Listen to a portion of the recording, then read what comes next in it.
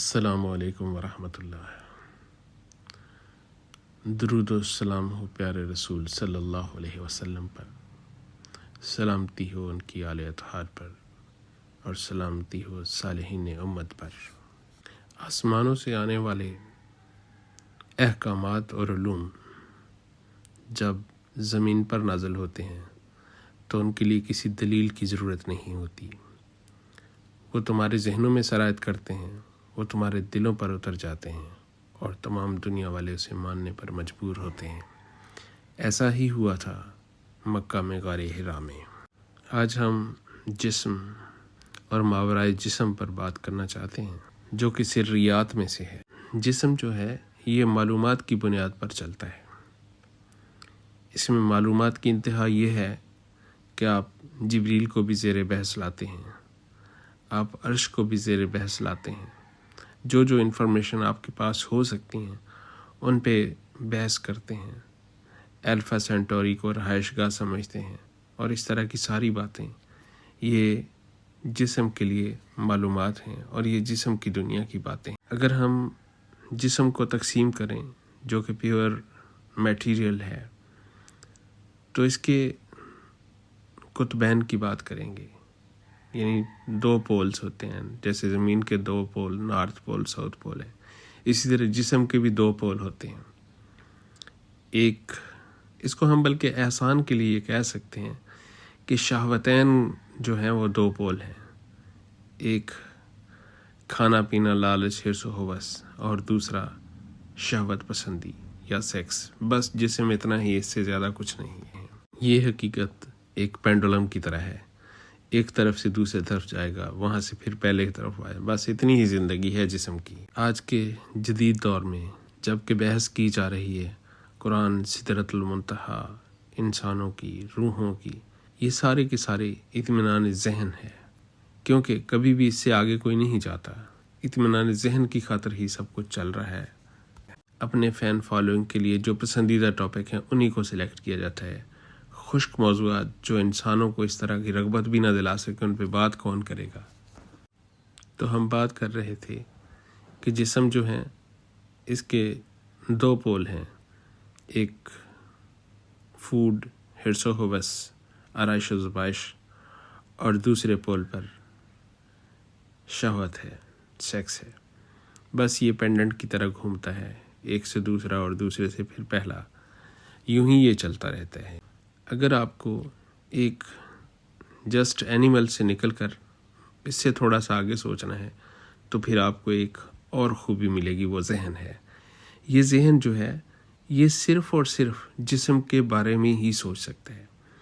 ذہن جو ہے وہ آپ کے جسم کی تمام حدود و قیود کی اور خواہشات کی پاسداری کرتا ہے۔ ذہن جو ہے ستاروں سے آگے جانا چاہتا ہے۔ ذہن کی فکر، سوچ بیونڈ دا تھاٹس بھی جانے کی کوشش کرتی ہے، مگر یہ سارا ذہن ہی ہے۔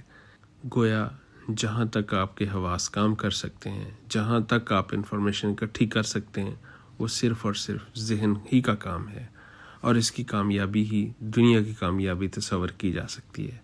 آج تک جتنی بھی سیلیبریٹیز ہیں، سائنٹسٹ ہیں، بگ بوائز ہیں، وہ سب کے سب ذہن ہی کے محتاج رہے، ذہن کی حدود و قیود میں رہے۔ اگلی منزل جو ہے، اگر آپ کا ذہن آپ کو وہ ادراک عطا کر دے، وہ اپنی منزلوں کو پالے، آپ کے لیے بہت اچھی انفارمیشن اکٹھی کر لے، تو اس کے بعد ایک اگلی منزل شروع ہوتی ہے جسے شعور کہتے ہیں۔ آج کے انسان خاص طور پہ اپنے آپ کو ماڈرنائز کرنے کے لیے فلاسفرز اس کی مختلف وضاحتیں کرتے ہیں، کانشیسنیس، اور پھر کانشیسنیس کی 5 منزلیں بیان کی جاتی ہیں، اور اس میں ٹائم کی روش بتائی جاتی ہے، یہاں اسٹریٹ ہوتا ہے، یہاں سرکل ہوتا ہے، یہ بہتا ہے۔ اس طرح کی یہ ساری ایسے خوبصورت افسانے ہیں جو انسان کے شعور سے کنیکٹڈ انفارمیشن کا مکسچر ہوتے ہیں۔ مگر شعور جو ہے اس کی 3 ہی منزلیں ہیں۔ ایک شعور جیسے ہم ایک ٹیبل پہ پڑی ہوئی چیزوں کو دیکھ رہے ہوں، لیکن آپ کی نظر جو ہے آپ کے قلم پر ہو، تو قلم پہ جو مرکوز نظر ہے وہ شعور ہے، اور لاشعور وہ ہے جو ٹیبل پہ باقی چیزیں پڑی ہیں، جو آپ کی نظر دیکھ تو رہی لیکن اس پہ فوکس نہیں ہے۔ بالکل اسی طرح انسان اپنی تمام انفارمیشن میں شعور اور لاشعور کی حدود میں رہتا ہے۔ لاشعور کہاں تک وسیع ہو سکتا ہے؟ جیسے انسان پیدا ہوتا ہے تو کائنات کے تمام راز اس کے اوپر آشکارا ہوتے ہیں، ہر چیز اس کے حواس میں داخل ہونا چاہتی ہے، لیکن وقت کے تقاضے کے تحت جو انسانوں کی تربیت ہوتی ہے اس میں انسانوں کو فلٹر کر دیا جاتا ہے۔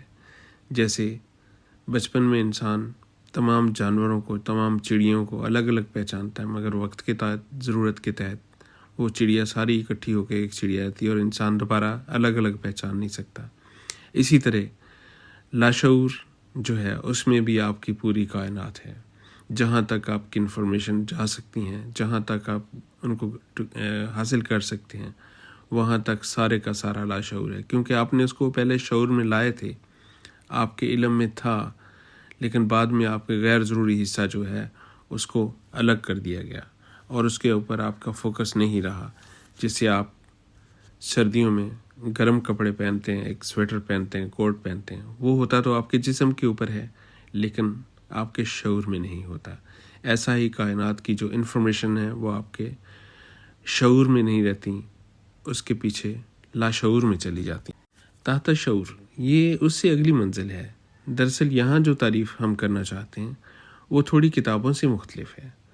تحت شعور میرے نزدیک وہ علم ہے جو گاڈ ریٹن ہے، جو اللہ تعالیٰ نے آپ کے بوٹ فائل میں انسٹال کیا ہوا ہے، جو اس نے اپنے راز سرً علی سر کے بارے میں آپ کے ساتھ بات کی ہوئی ہے۔ میں یقین رکھتا ہوں جو حضرت آدم سے لے کر آپ کی جنریشن تک جو کچھ بھی ہوا وہ آپ کے ذہن کے اندر بالکل محفوظ ہے، وہ ایک ڈارک روم لائبریری کے اندر محفوظ ہے، اور وہ ایک میوزیم ہے آپ کا، جہاں پہ آپ وہ کچھ بھی جانتے ہیں جو آپ کی پیدائش سے پہلے ہے، پچھلی جنریشنز میں ہے، اور یہی سارا کچھ تحت شعور کہلاتا ہے۔ اس کو آپ روٹین میں اخذ نہیں کر سکتے، اس کے لیے آپ کو بڑی الگ تگ و تاز کرنا پڑے گی۔ ہو سکتا ہے وہ کوڈ آپ پہ کھل جائے، پھر آپ ایسے زمانوں سے بات کر سکتے ہیں، ایسے ادراکات آپ کو حاصل ہو سکتے ہیں جو پہلے ماضی میں کبھی نہیں رہے۔ اگر بلت پر جسم کی بنیادی تقاضوں پر غالب آ جائے تو آپ ذہن میں جائیں گے، اور ذہن سے شعور میں جائیں گے، اور شعور تینوں منزلوں کو آپ طے کر لیں گے۔ پھر آپ کو ایک نئی دنیا سے آشنائی ملے گی، جسے رغبت، جسے محبت، جسے آپ عشق کہہ سکتے۔ عشق ایسا مقام اور مرتبہ ہے، ایسی بلند جگہ ہے جہاں پر جسم کے بنیادی تمام تر تقاضے، بنیادی معلومات اور بنیادی خواہشات سب پیچھے رہ جاتی ہیں۔ آپ ان کو چھوڑ کر ایک ایسی ذات میں گم ہونا چاہتے ہیں، دنیا و ما فیہا سے بالکل الگ ہونا چاہتے ہیں، ایک ذات میں گم ہو جانا چاہتے ہیں۔ اس کو عشق کہتے ہیں۔ عشق ہی وہ حرف مشدد ہے جو ایک طرف تمام تر کون و فساد کی دنیا کی حد ہے، اور اس سے آگے لامکاں کی حدود شروع ہوتی ہے۔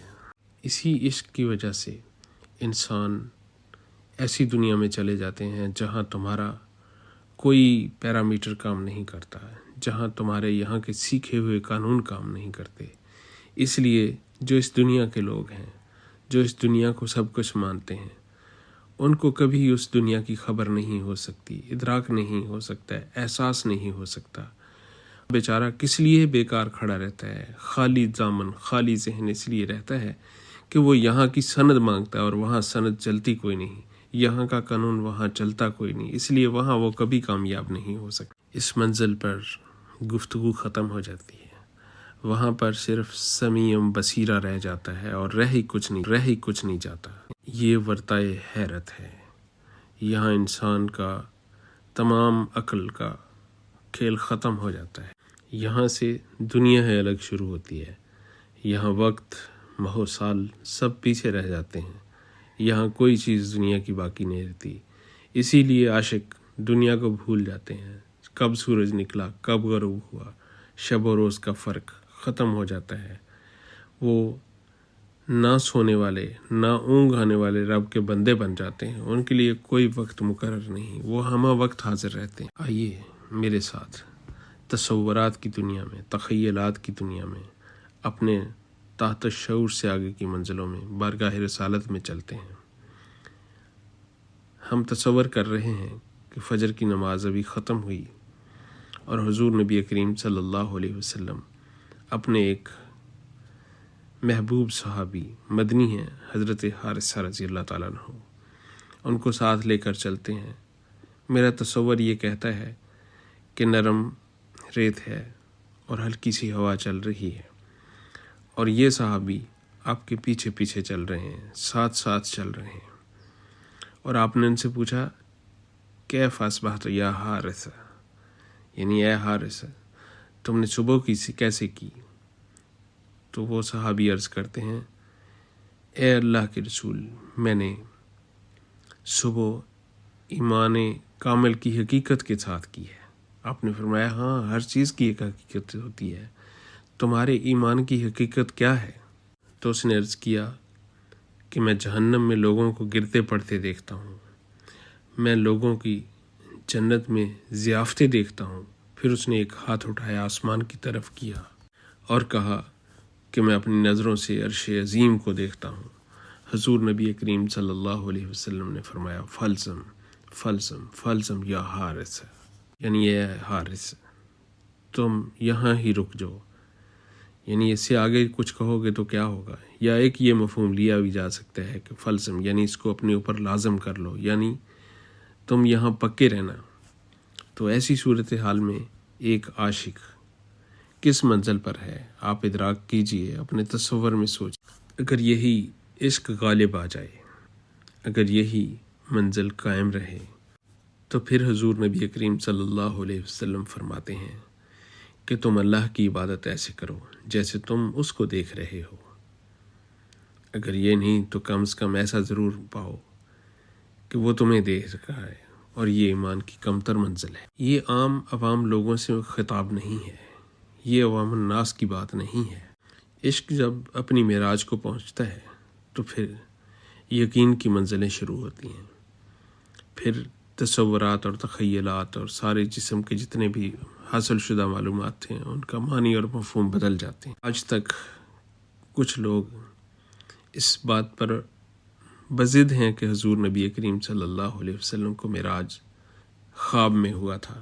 ویسے صرف خواب میں ہوتا تو اہل کفر کو کبھی بھی مجلسیں جمانے کی ضرورت پیش نہ آتی، خواب تو کسی کو کچھ بھی آ سکتا تھا۔ یہاں پر اقبال کا تقاضا شروع ہو جائے گا، یا خود سے ہم کنار کر یا مجھ کو بے کنار کر۔ پھر یہاں اقبال جیسی ہستی یہ کہے گی کہ اس چھوٹی سی آبجو کو اپنے سمندر میں سما لے، یا اے سمندر تو اس آبجو میں آ کے سما جا۔ بڑے مختلف تقاضے ہیں، یہ عوام الناس کے متعلق نہیں ہے، یہ خاص کے لیے ہی بات ہے۔